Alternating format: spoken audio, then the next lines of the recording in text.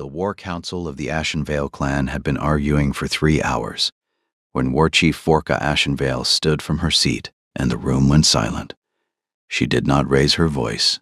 She did not need to. Vorka was the kind of woman whose standing up was louder than most people's shouting, not because of her size, though she was tall, 6'3", broad through the shoulders, built from years of Highland weapons training, but because of what stood up with her. 14 kills in single combat. 3 territorial wars survived. 2 assassination attempts answered. A famine ended through a grain treaty she had negotiated herself. Sitting across from human lords who had expected an animal and found a mind sharper than any blade they carried. She was 31. She had held the clan seat for 7 years, and she was cornered. "The Morgul coalition is closing," said Drokan, her eldest advisor, gray-haired, sharp-eyed, a man who had been right about unpleasant things for 4 decades. "Without a counter-alliance, the Ashenvale will be isolated before spring. I know. Lord Harwick controls the eastern trade routes. An alliance with Harwick gives us supply corridors Morgul cannot cross. But Harwick will only formalize through a bonding. A marriage? I know that too. The match is specific. A man named Corwin Ashdale, a farmer in the Thornvale Valley. Harwick owes a blood debt to the family. Corwin's father saved Harwick's son during the border flooding. The father is dead. The son is alone with a young daughter. Harwick wants the Ashenvale to take them in." Vorka looked at the stone table carved with 11 generations of war chief names. "A farmer. A farmer. And if I refuse, Harwick sells his trade routes to Morgul. The eastern corridor closes. We starve by summer." Before we go further, this channel is brand new and every subscribe keeps these stories coming. It's free, 1 second, and it means more than you know. Hit subscribe, tell us where you're watching from, and let's go. Back to the War Council. The Thornvale Valley was a 3-day ride south. Vorka rode with 2 warriors and Drokan, who had insisted on coming because, as he said, someone must ensure you don't frighten the man into refusal before the ink is dry. The farmstead sat where the valley met the foothills. Small timber house, leaning barn, a fence line in various stages of losing its argument with gravity. Smoke from the chimney, a horse in the paddock, and in the yard, nobody. Vorka dismounted, looked at the property, looked at the empty yard. "He's not here," she said. The barn, Drokan observed, tilting his head toward the structure. Through the gap in the barn door, the sound of metal on metal, not the rhythmic clang of a blacksmith, but something else, shorter, sharper, the sound of a blade being honed on a whetstone. Vorka walked to the barn and pushed the door open. Corwin Ashdale sat on a hay bale with a short sword across his knees, running a whetstone along the edge with the focused, unhurried motion of a man who had done this many times. The blade was not a farmer's blade, not a tool for brush clearing or butchering. It was a fighting blade, single-edged, balanced for close work, the kind of thing you didn't find in a farm supply shop. He looked up, green eyes deep-set, holding the particular stillness of a man who had heard 4 horses approach his property and had chosen to remain where he was rather than come out. Most men ran toward authority or away from it. This one stayed seated and kept sharpening. "War Chief Ashenvale," he said. Not a question. He knew who she was. "You were expecting me. Harwick sent word a month ago." He set the whetstone down but kept the blade across his knees. "He said the most powerful woman in the Northern Territories needed a husband, and I'd been volunteered. And you're sitting in a barn sharpening a sword." "I sharpen it every morning. You arrived during my morning." Before Vorka could respond, a voice came from behind her. High, clear, unafraid. "Daddy, there are really, really big horses in the yard, and one of them looked at me." A girl appeared in the barn doorway, maybe 6. Brown hair in lopsided braids that had been done by hands more accustomed to other work, green eyes matching her father's. She was carrying a wooden horse carved with extraordinary detail, too precise for a toy. The work of hands that understood form and proportion, at a level that farm life didn't teach. The girl looked at Vorka, looked up, kept looking up. Her eyes went wide, not with fear, but with the particular awe of a child encountering something much larger than expected. "You're very tall," the girl said. "Lyra," Corwin said. "Manners." "But she is very tall, Daddy." "Yes, go inside." "Can I pet the big horses?" "Inside." Lyra retreated with the reluctant compliance of a child who planned to revisit this negotiation at a later time. Verka looked at the carved horse in the girl's hands, looked at the sword across Corwin's knees, looked at the man himself. Patched clothes, worn boots, calloused hands. A farmer with a fighting blade and a daughter who carried a toy that could have been carved by a master craftsman. She filed these away. Vorka was a war chief. War chiefs did not ask questions when they could observe. Questions told the other person what you didn't know. Observation told you what they didn't want you to see. "The terms," she said, producing the leather folder. "You relocate to the Ashenvale stronghold. Quarters, provisions, clan protection for you and the girl. The bonding is political. Separate quarters, no domestic obligations beyond public appearances." Corwin took the folder. He read it, not slowly, not skimming, but at a pace that was faster than a farmer's reading should have been. Another thing filed away. "One condition," he said. "If this ends, if the politics change, if the alliance breaks, Lyra stays under clan protection. Whatever happens to me, she stays safe." Agreed. He signed. He set the sword on the hay bale, not sheathed, not hidden. Left in the open, as if he wanted it seen. Verka looked at the blade one more time. Single-edged, balanced for close work, the leather grip worn smooth by years of use, not months. A farmer's hands wearing a fighter's calluses, holding a weapon that cost more than the barn it sat in. She said nothing. She filed it. They arrived at the Ashenvale stronghold on the 4th morning. Vorka had watched Corwin for 3 days of writing. She watched the way. She watched everything.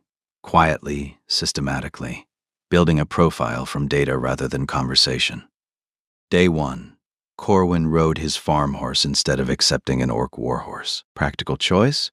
Or a man who didn't want to show whether he could handle a warhorse? Filed. Day 1, evening, Corwin built the campfire. He built it fast, efficient, using a configuration she recognized. A low, smokeless fire. The kind border scouts used when they didn't want to be seen. A farmer builds a fire for warmth. A scout builds a fire for concealment. Filed. Day 2, Lyra fell asleep on horseback. Corwin caught her without looking. His arm moved before the girl tilted a reflexive correction that spoke of training, not instinct. Parents catch falling children. Soldiers catch falling soldiers. The motion was the second kind. Filed. Day 2, evening. Corwin slept with his back to a rock face. Not random. He chose the position that gave him sightlines on 3 approaches and a wall on the 4th. A farmer sleeps where it's comfortable. A soldier sleeps where it's defensible. Filed. Day 3, a noise in the trees. A branch cracking. Probably a deer. Corwin's hand went to his hip, not to where a farmer carries a knife, to where a soldier carries a sword. The sword was in his pack, not on his belt, but his hand went to where it would be if he were wearing it. Muscle memory for a weapon that should have been unfamiliar failed. By the time they reached the stronghold, Vorka had a file, not a conclusion.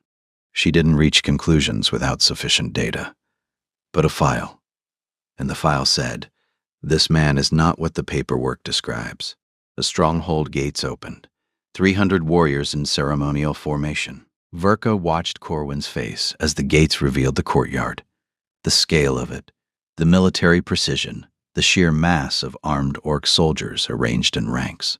His expression didn't change. Not surprise, not intimidation, not the overwhelmed confusion of a farmer seeing an army for the first time. He scanned the formation the way a person scans a formation when they know what they're looking at. His eyes moved left to right, paused at the flanking positions, checked the watchtower placements, assessed the gate's bottleneck width, military assessment, automatic, done in 4 seconds. He didn't know she was watching him do it. She was always watching.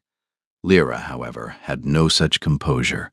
She stared at 300 warriors with absolute wonder, and then, with the diplomatic instincts of a 6-year-old, waved. One wave, One small hand, the front row warrior nearest the gate, a young woman with 3 braids and a chin scar, made a sound that wasn't quite a laugh. The sound traveled. 300 warriors registered that the human farmer's daughter had just greeted them like neighbors. Verka noted this too, not the wave, the fact that Lyra had no fear response. Children of farmers arriving at a military fortress full of armed aliens exhibited fear. Lyra exhibited curiosity. The girl had been raised by someone who had taught her, whether deliberately or by example, that large, dangerous things were not automatically threats. That was not a farmer's lesson. That was a soldier's lesson.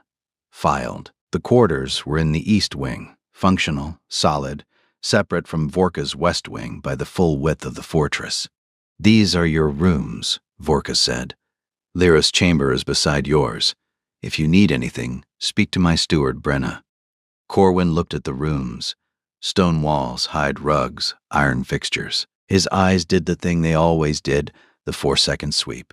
Exits, sightlines, defensible positions. He didn't know he was doing it, or he didn't know she could see him doing it. "Thank you," he said. "The rooms are fine." "It's a contract," she said. "Remember the terms." She left. She walked back to the west wing, entered her private study, and opened the leather-bound journal she kept for intelligence assessments. She wrote a single line. "The farmer is not a farmer." She underlined it twice. Then she turned the page and began listing what she intended to find out. The first week produced 7 more entries in Vorka's journal. She did not interrogate Corwin. She did not confront him. She collected the way she collected intelligence on enemy movements, patiently, systematically, allowing the picture to assemble itself from fragments rather than forcing it from a single source. Entry 1, the stipend. She had arranged a monthly allocation of silver, generous, more than a farming family would see in a year. Corwin did not collect it, not once. A man in poverty who ignores money is either proud or doesn't need it. Pride has limits. Not needing money does not. Entry 2, the notebook. He sat on the balcony every morning with a worn leather journal and a piece of charcoal. She had assumed he was writing letters, perhaps, or a farmer's idle record of weather. She sent Brenna to bring him tea one morning, with instructions to glance at the open page. Brenna reported that the page contained not writing but numbers, columns of them, and symbols she didn't recognize. Vorka recognized the description. They were trade ciphers, the encrypted notation system used by continental banking houses to track capital flows across borders. A farmer in the Thornvale Valley had no reason to know that notation existed, let alone write in it. Entry 3, the carved horse, Lyra's toy. Vorka examined one while Lyra was at lessons with Thessa. The carving was exceptional. Not folk craft, not amateur whittling. The joints of the horse's legs were anatomically precise. The proportions followed the classical equestrian ratios that Vorka had seen only in the work of master sculptors commissioned by courts. A farmer who carved with this level of precision was either a genius or had been trained somewhere that taught precision as a discipline. Entry 4, languages. Lyra, within 5 days, had befriended 3 orc children from the warriors' families. Normal for a child. Children were adaptable. What was not normal was the speed. Lyra was acquiring growl vocabulary at a rate that suggested prior exposure to non-human languages. She didn't stumble over the guttural consonants the way human children did. She shaped them naturally, as if her mouth had been trained for sounds that human speech didn't use. Someone had been teaching this child linguistic flexibility. Farmers didn't do that. Diplomats did. Entry 5, the night patrol. 3 nights into their residence, Vorka was crossing the inner courtyard at midnight. She often walked the stronghold at night, checking positions, reading the sounds of her fortress the way a captain reads a ship. She passed the east wing and glanced up at Corwin's window. Dark. She looked at the balcony, empty. She looked at the courtyard below. No sign of movement. She went to his quarters. The door was unlocked. The room was empty. The bed was made, not slept in. Lyra was asleep in her chamber, undisturbed. But the father was gone. She didn't search for him. She returned to her study and wrote, "3rd night. Absent from quarters between midnight and approximately 0400. Bed not slept in. Daughter undisturbed, suggesting either confidence in the stronghold's security or the presence of an unseen protective measure. Location during absence unknown. He appeared at breakfast with Lyra, looking the same as always, tired, calm, unremarkable.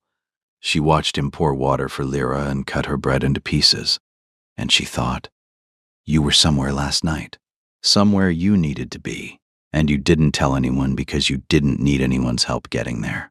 Entry 6. The bonding ceremony.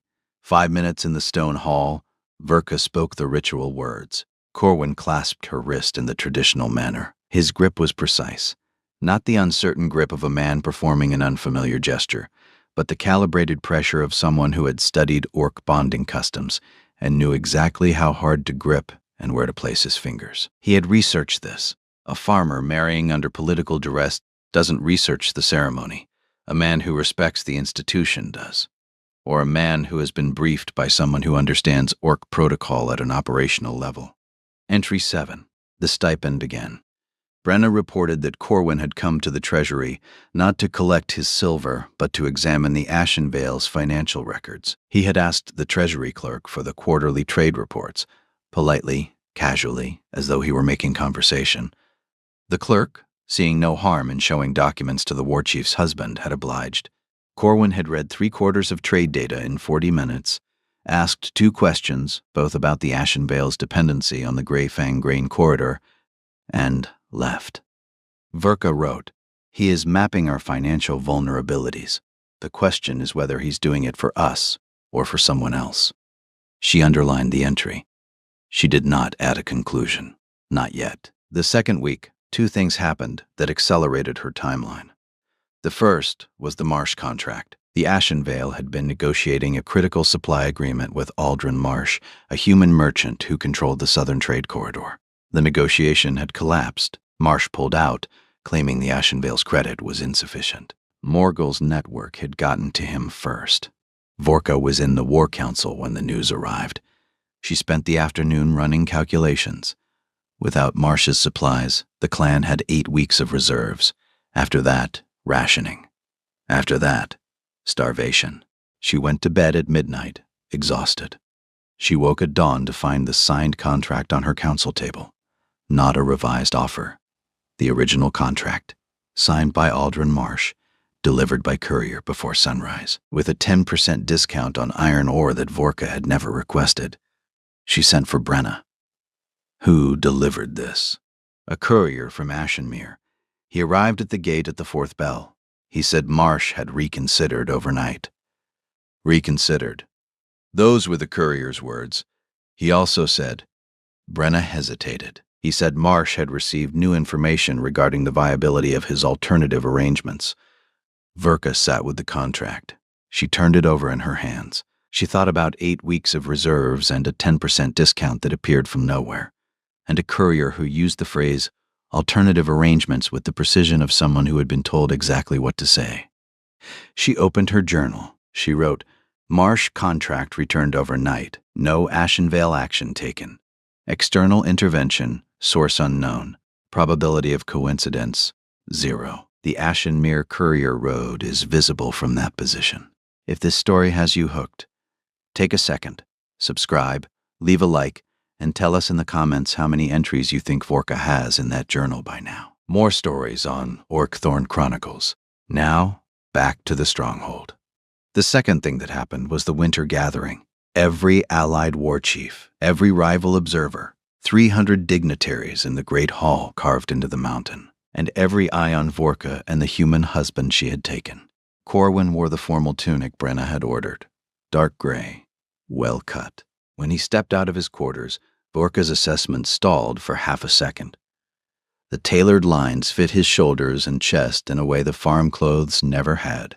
With his hair pushed back and his jaw clean, he didn't look like a farmer. He looked like a man wearing a farmer as a disguise. She filed this. She filed everything. The confrontation came from War Chief Drogan of the Iron Fang, 7 feet tall, iron gray hair, a face designed for intimidation. Vorka, Drogon rumbled, dismissing Corwin with a glance. I see you brought the livestock. But Corwin's hand found her forearm first, a light touch, precise, stopping her motion before it became visible to anyone else.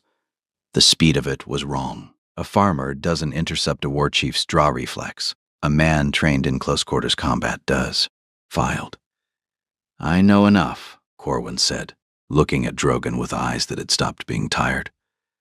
Is that right? Drogon sneered. Tell me, human, can you even read? The move was controlled, deliberate. The body language of a man who understood exactly how close you had to stand to an orc war chief to shift the dynamic from conversation to threat without crossing into challenge.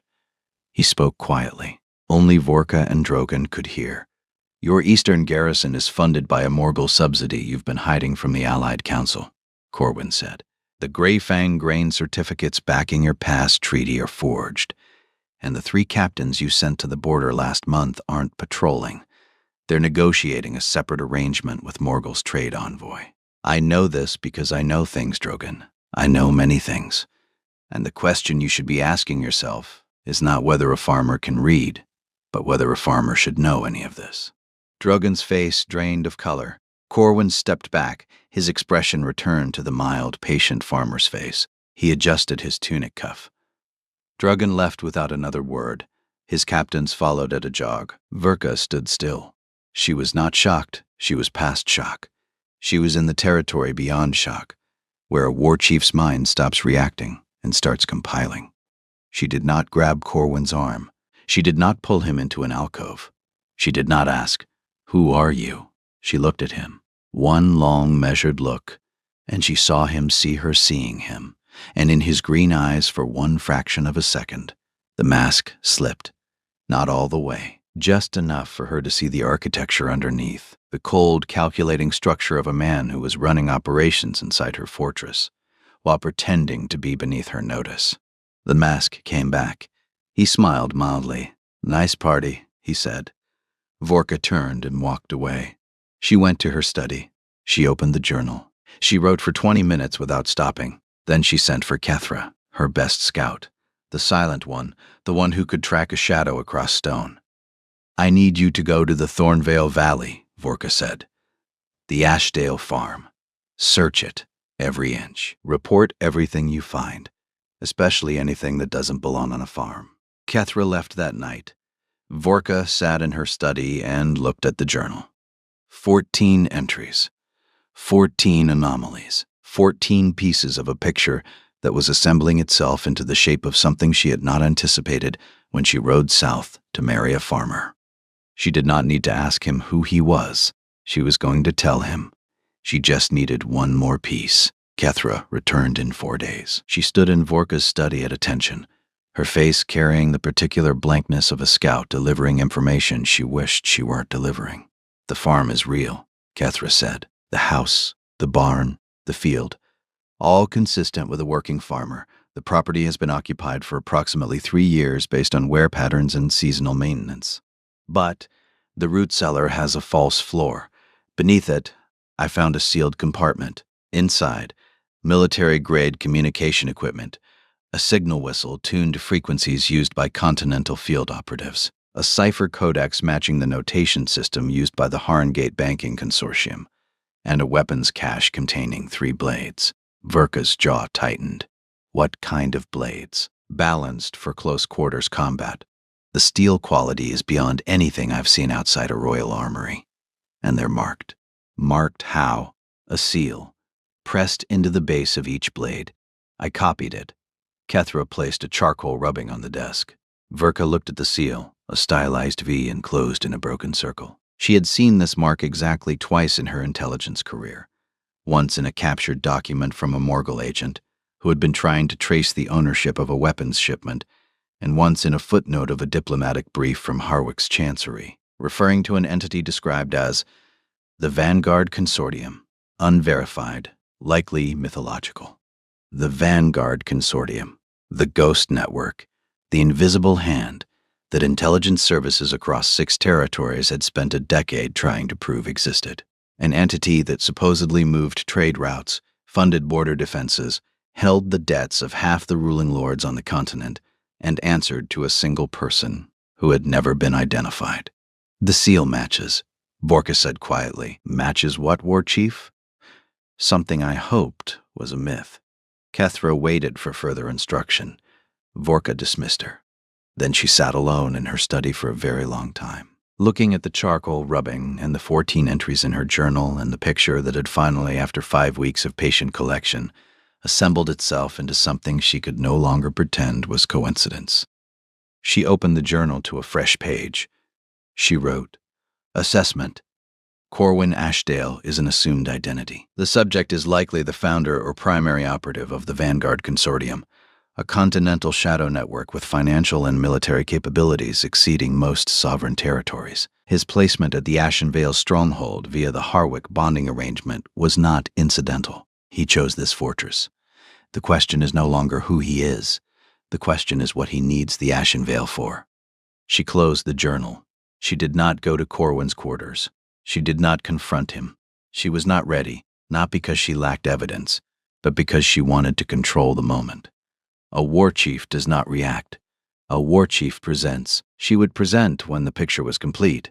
The picture completed itself 3 days later, at 2 in the morning. Vorka was in the inner keep, reviewing border reports, when Brenna burst through the door. "Morgul's warriors, 20 riders. They've crossed the northern border without permission, and they're circling east, toward the quarters wing." The quarters wing, where Corwin and Lyra were.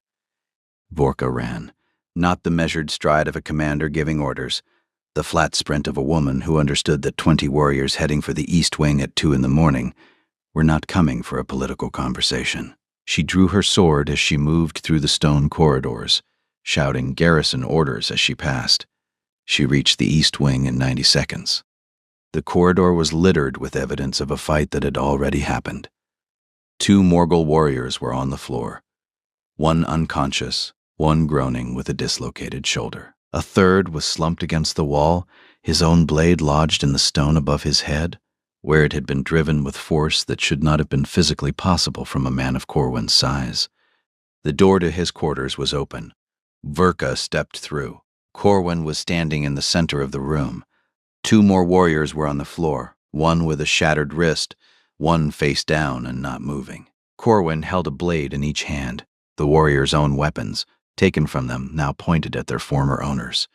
He was barefoot, wearing a sleeping shirt that was torn at the shoulder. His breathing was controlled, not elevated. Controlled. The breathing pattern of someone who had been trained to regulate their physiology under combat stress. Lyra was in the corner behind the overturned stone table, wrapped in blankets, clutching her wooden horse. Wide-eyed but not crying. Silent, the trained silence of a child who knew exactly what to do when violence arrived. Not taught recently, taught long ago, practiced many times. By a father who had anticipated this. Vorka looked at the 5 incapacitated warriors. She looked at Corwin, this man in a torn shirt, holding 2 orc blades with the casual competence of someone who had trained under masters, standing in a room full of warriors he had dismantled alone, in the time it had taken her to sprint 90 seconds of corridor. She looked at Lyra, at the silence, at the wooden horse held like a lifeline, and she understood, in a single clear moment, that the trained silence was the worst thing in the room. Not the violence, the silence, because it meant this child had been through this before, had been trained for it, had practiced being quiet while her father killed people in the next room. And the fact that a 6-year-old had that training meant that whatever Corwin was running from was not a debt or a dispute or a disgruntled business partner. It was the kind of threat that required teaching a child how to survive an assassination. The remaining Morgul warriors, 15 in the corridor, were neutralized by Vorka's garrison within 4 minutes. Prisoners taken, perimeter secured. Vorka returned to the quarters. Lyra had been taken by Thessa to the inner keep. Corwin stood by the window, looking out at the dark valley. He had put on a shirt, plain dark, but the way he stood was the way he stood on the balcony at night, when he thought no one was watching. Spine straight, shoulders set, the posture of command. "Close the door," he said. Vorka closed it, but she did not wait for him to speak. She walked to the table. She placed the leather journal on it. She opened it to the first page, and she began. Night 1. You built a smokeless fire, the configuration used by border scouts, not farmers. Night 2, you caught your daughter falling asleep on horseback using a reflex pattern consistent with close protection training, not parental instinct. Night 3, you slept in a defensive position with sightlines on 3 approaches. Night 4, your hand moved to a sword that wasn't on your belt, because muscle memory told it to reach for a weapon your body has carried for years. She turned the page. Week 1, your stipend is untouched. A man in poverty who ignores silver either has pride beyond reason or access to wealth beyond this treasury. Your notebook contains trade ciphers used by the Harngate Banking Consortium, a notation system that fewer than 200 people on this continent can read.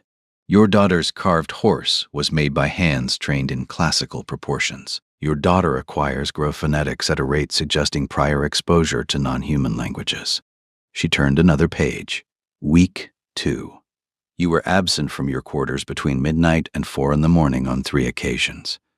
Your bed was not slept in. Your daughter was undisturbed, meaning either you trust this fortress implicitly, which you don't, or you have an external security measure I haven't identified. The Marsh supply contract reappeared overnight with terms no one in the Ashen Vale requested. You read our financial records in 40 minutes and identified our dependency on the Greyfang corridor before my own advisors did. She turned the last page. Week 3. At the winter gathering, you intercepted my draw reflex with a speed consistent with close quarters combat training. You possessed intelligence on Drogon's secret Morgul subsidy that my own spy network has spent 6 months failing to confirm. You delivered that intelligence as a whispered threat with the precision of a man who has done this professionally. She placed the charcoal rubbing on the table, the Vanguard seal. And 4 days ago, my scout found 3 master-forged blades in a hidden compartment under your root cellar, all 3 marked with this seal, the Vanguard seal, the sigil of a network that most intelligence services consider a myth. She closed the journal. She looked at him. I don't need to ask you who you are, Corwin. I've spent 5 weeks building the answer myself. You are the Vanguard Consortium. You are the invisible hand. You chose this fortress, this marriage, this cover, not because Harwick forced it, but because you needed the most heavily defended stronghold on the continent to hide yourself and your daughter from whatever killed your wife. The room was silent. The fire crackled. Outside, the sentries called the all clear, their voices distant and routine. Corwin looked at the journal, at the charcoal rubbing, at the woman who had been watching him for 5 weeks with the patient, systematic precision of a predator tracking prey, and who had just laid out his entire operation on a stone table without raising her voice. You didn't ask me a single question, he said. I don't ask questions when I can find answers. You've been watching me since the barn. A farmer doesn't sharpen a fighting blade before breakfast, and if he does, he doesn't do it with the stroke pattern of a man who trained under the Kelvar swordmasters. The last detail, the one she had saved, the stroke pattern on the whetstone. She had recognized it in the barn the first morning and had said nothing, had carried it for 5 weeks alongside everything else. If you're still with us, you're part of this story now. Hit subscribe, drop a like, tell us in the comments which journal entry hit hardest. Orkthorn Chronicles. Back to the room. Corwin sat on the edge of the bed. The mask was gone. Not removed, dissolved, the way a mask dissolves when the person wearing it realizes it has stopped serving its purpose. My name is Corwin Ashdale Vanguard, he said. I built the consortium 15 years ago from a single trade route and an inheritance my father left me that was considerably larger than a farm in the Thornvale Valley. The farm was survival. 3 years ago, a coalition of lords, men I'd bankrupted, men whose wars I'd defunded, sent an assassination team. They missed me. They hit my wife's carriage instead. He said the word wife the way he said his daughter's name, with a different texture, a different weight, the word of a thing that had been torn away and left a shape in the air. Sarah, he said. She died before the second arrow. Verka felt the information land, not as intelligence, as gravity, the weight of a woman's name spoken by a man who had been carrying it in silence for 3 years. The coalition was hunting for Lyra, to finish the bloodline, to ensure no heir survived who could inherit control of the consortium's assets. So I erased us. I scrubbed every record, every trace. I took my daughter to a farm. I covered myself in dirt. I taught my 6-year-old how to be silent when men with weapons came through the door. His voice cracked on the last sentence. Not dramatically, the small structural crack of a man reaching the part of the story that cost the most to tell. Harwick is one of my oldest allies, he continued. When the coalition started closing in on the farm, it was too isolated, too hard to defend alone. Harwick offered the solution, the ultimate cover. Hide the most hunted man on the continent as the charity case husband of the most feared war chief in the north. Your fortress, your army, your reputation, the perfect hiding place. And my grandfather's ultimatum? The bonding arrangement? Designed by Harwick and me together. The blood debt was real. My father did save Harwick's son. The bonding was the vehicle. The protection was the purpose. You used me. Yes, she had known the answer before she asked. She had known it since the barn. But hearing it, the flat, undecorated confirmation of a man admitting that every moment of the last 5 weeks had been a performance conducted inside her own home, produced a reaction she had not planned for.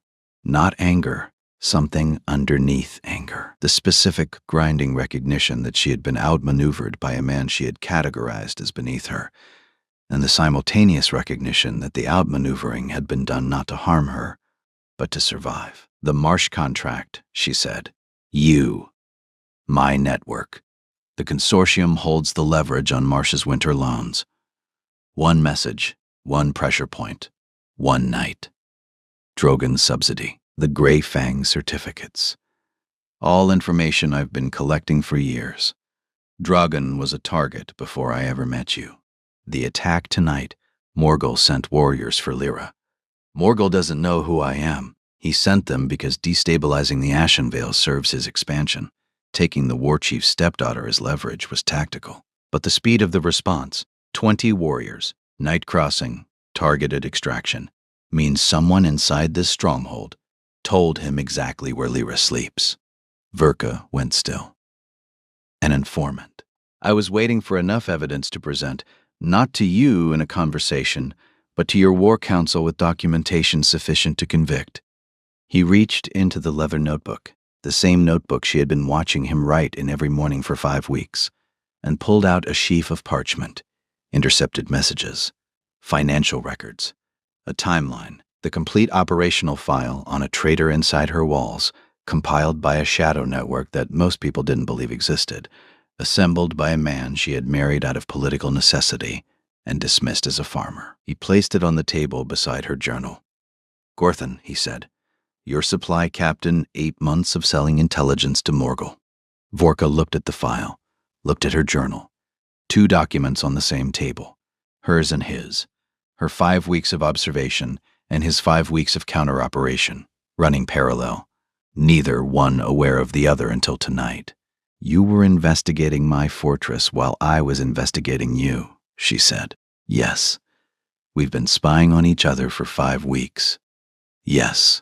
And neither of us said a word. 2 intelligence professionals operating inside the same walls, building parallel files on each other, both too disciplined to ask a direct question, sat in the room for a moment. And then Vorka did something she had not done in so long.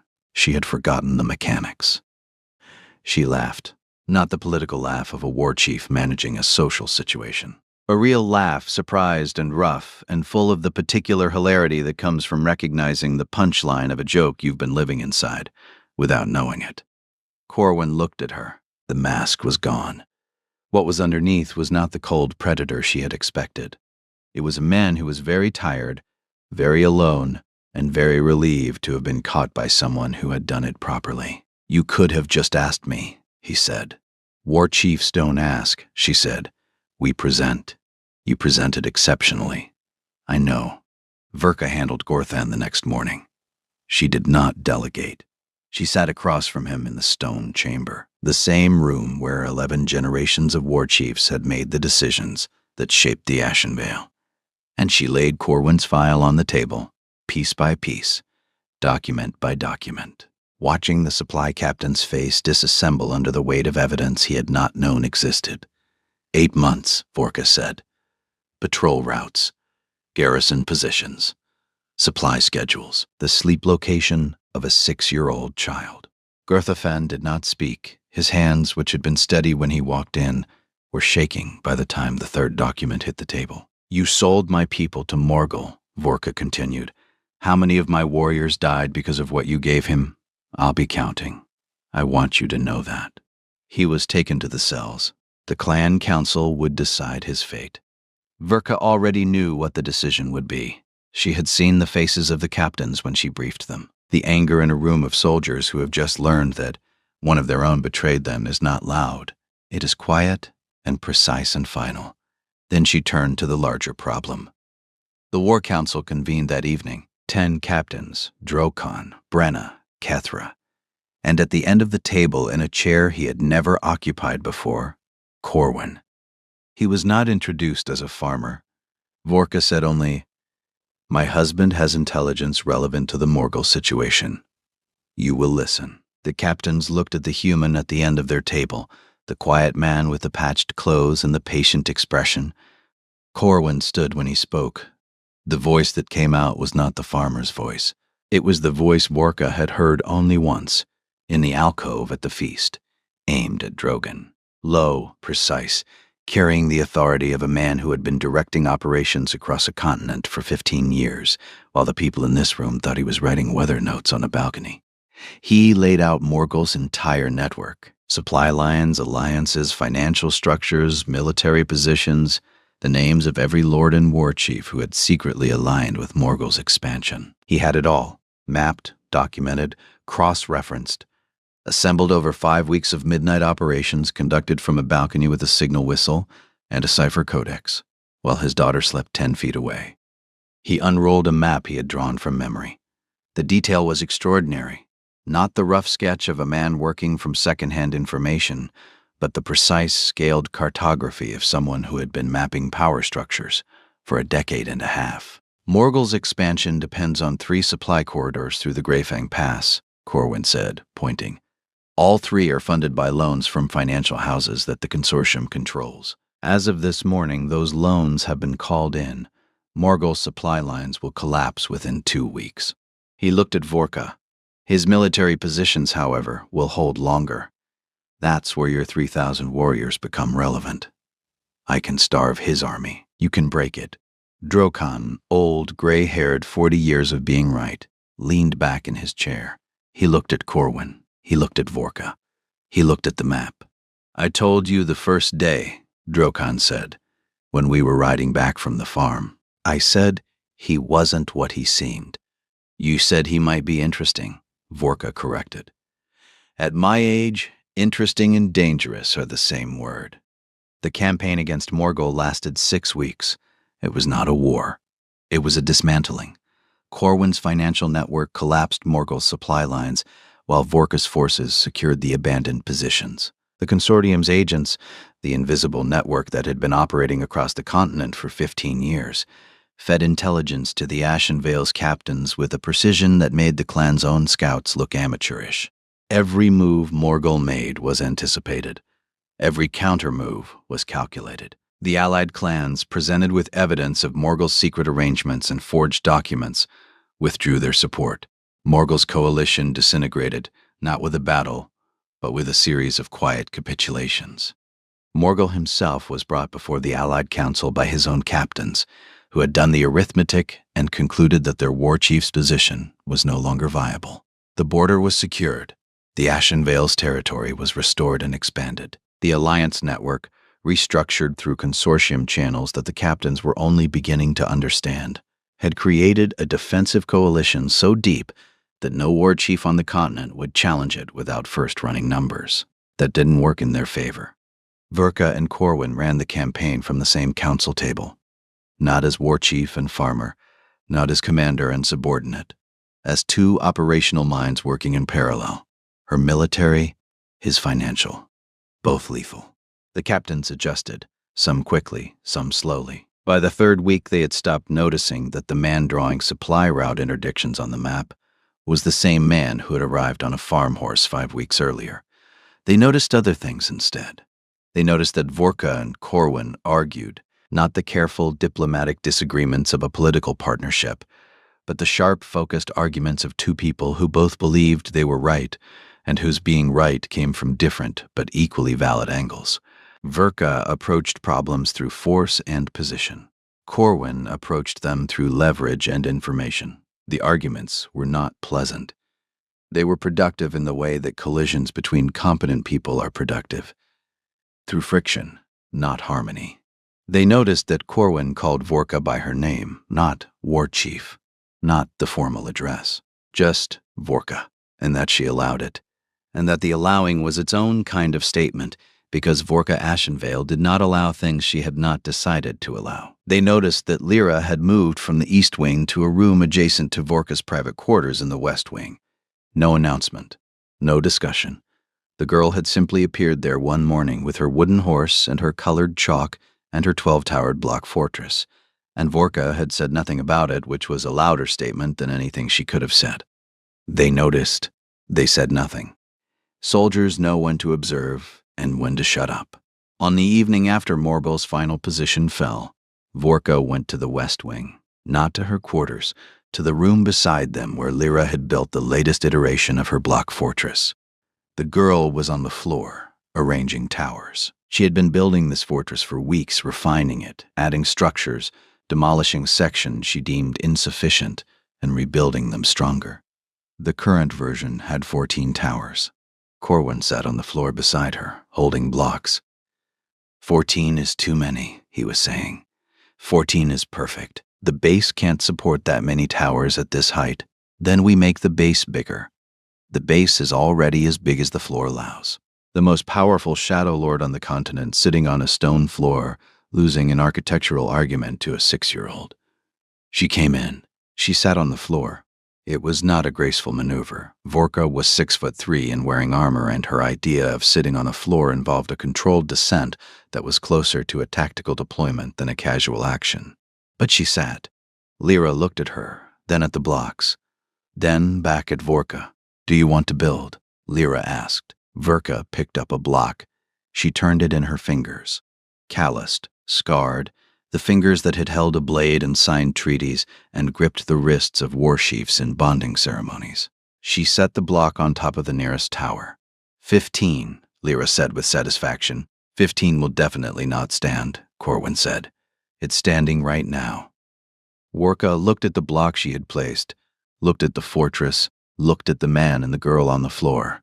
"The campaign is concluded," she said. "Morgul is finished." "I know," Corwin said. "Marcus confirmed this morning. Which means the threat to you and Lyra is eliminated. The coalition that killed Sarah has been traced and dismantled through the intelligence we gathered during the campaign. The people who hunted your daughter are in custody or dead. Yes, which means the terms of our arrangement are fulfilled. Everybody's father visits the village in Overgile and informs himself. That is the destruction that kills brother's aspect against him. Yes, these Debicruels are. The alliance is no longer necessary for the Ashenvale's survival. You are free to leave." She said it evenly, the war chief concluding a contract. But the words sat in the room alongside a 15-towered block fortress, and the collision between the professional language and the domestic setting was violent in its own quiet way. Lyra's hands stopped moving. She looked at her father, then at Vorka. The child's face, the face that waved at armies and built impossible fortresses, and had been taught to be silent when violence came through the door, carried an expression that no 6-year-old should have to carry. "Are we leaving?" Lyra asked. "Lyra, Bug, are we leaving again? Like before, do I pack the horse?" The question, do I pack the horse, hit the room like a blade, not because of the words, but because of what they contained. The assumption, the practiced readiness. A child who had packed her wooden horse before, probably more than once, because her father had told her it was time to go. And they had left, and the place they left had stopped being home, the way all the places before it had stopped being home. Corwin pulled his daughter onto his lap. He held her. Not the way he held her when he was performing calm. The way he held her when the performance was over, and all that was left was a man and a child, and the specific weight of every place they had left behind. "Go find Thessa," he said quietly. "Tell her I said extra chalk tonight. Daddy, go find Thessa, Bug." Lyra went. At the door, she stopped. She looked at Vorka. One long look, the kind of look that reads a room the way her father read formations, with the instinct of someone who had learned very young that the expressions on adult faces contained information about her future. Then she left. Corwin stood. He walked to the window. He looked out at the mountain, the same mountain he had been looking at for 5 weeks, from a different angle, running a shadow war from a balcony while pretending to be nothing. "You built this fortress," Vorka said. "Not the block fortress. The real one. The Vanguard Consortium." "Yes. 15 years. A continent-spanning network. Financial control over half the ruling houses. Military intelligence that makes my scouts look like children. You built all of it." "Yes, and for 3 years, you hid it inside a farm. And for 5 weeks, you hid it inside my walls. And you did it so well that it took me 5 weeks and a dedicated intelligence operation to confirm what I suspected in the first 5 minutes." "You suspected in the first 5 minutes?" "The whetstone. The stroke pattern. You train left-hand dominant, but you ate with your right at dinner. Ambidextrous fighters do that. They conceal their dominant hand in social settings. It's the first thing the Kelvar swordmasters teach." Corwin looked at her. "You recognized Kelvar technique from a whetstone stroke. I've been fighting since I was 14. I know what trained hands look like. You never said anything. I was building a case. Cases require patience. Patience requires discipline. And discipline," she paused, "is the thing I am about to abandon." He turned from the window. She was standing, not in the controlled military posture she wore in the council chamber, not in the guarded evaluative stance she used when managing information. She was standing the way a person stands when they have made a decision and are about to act on it. And the decision is not tactical, and the action is not strategic, and the part of them that is doing the deciding is not the part that runs armies. "The bonding arrangement," she said. "The contract. The terms. What about them? They specified separate quarters, separate lives, a political marriage with no domestic obligations. They did. I want to renegotiate." Corwin looked at her. The green eyes that had been calm and patient and tired and cold and predatory and warm, all of these things at different times in different rooms depending on which version of himself the situation required, were none of those things now. They were simply open. The eyes of a man who had stopped performing. "What terms?" he said. "1 wing, not 2. Lyra's room next to ours. Not mine. Ours. The balcony becomes shared operational space. Your midnight communications and my morning patrols. Same schedule. Same access. Same trust level. The journal I've been keeping on you gets burned. The file you've been keeping on my fortress gets burned. We start with nothing hidden.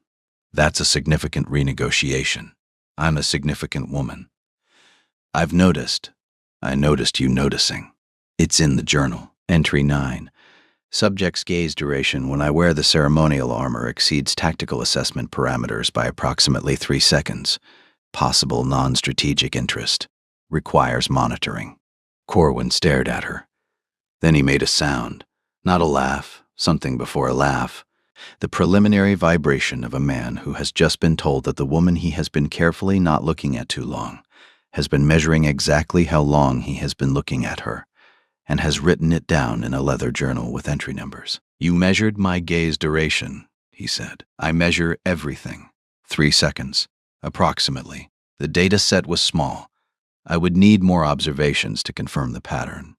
"How many more?" "Several years' worth, I expect."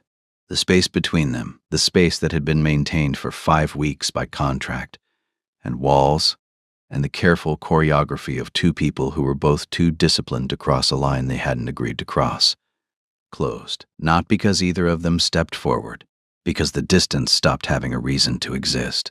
Verka reached up and placed her hand on the side of his face, green palm against human skin. The hand that had killed 14 men in single combat, resting against the jaw of a man who commanded an empire from a balcony.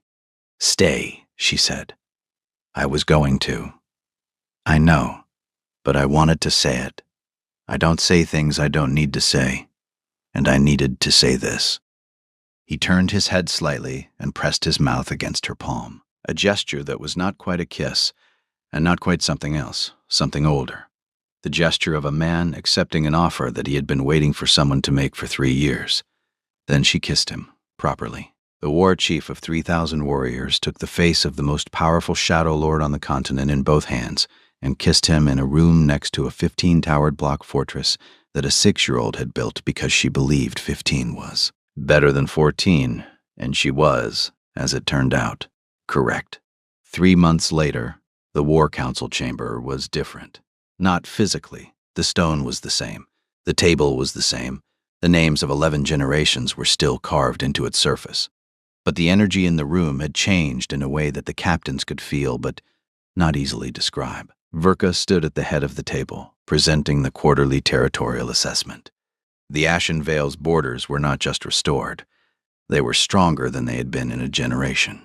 The alliance network, restructured through channels the captains now understood, came from somewhere considerably larger than a balcony notebook, had created a defensive architecture that no rival could penetrate without first solving equations that had no favorable solutions. The stone doors opened. Corwin walked in.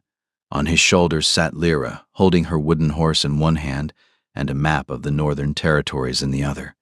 A real map, not a child's drawing, which she had been studying with Thessa because she had announced that she intended to be a strategy person when she grew up, and Thessa had been unable to find a reason to refuse. "Sorry we're late," Corwin said, setting Lyra down.